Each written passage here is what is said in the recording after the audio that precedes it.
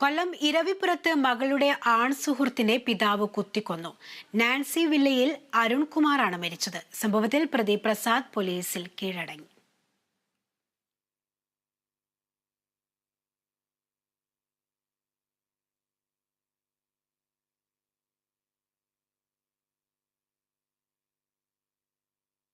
കണ്ണൂർ ആറളം തോട്ടുകടവ് പാലത്തിന്റെ നിർമ്മാണം നിലച്ചിട്ട് 6 മാസം.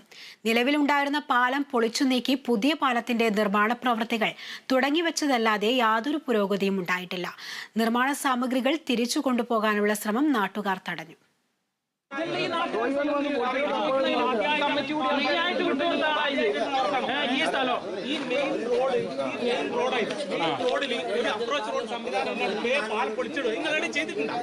എടൂർ ആറളം റൂട്ടിലെയും ഇരിട്ടി പായം ആറളം റൂട്ടിലെയും പ്രധാനപ്പെട്ട പാലമായിരുന്നു തോട്ടുകടവ് പാലം.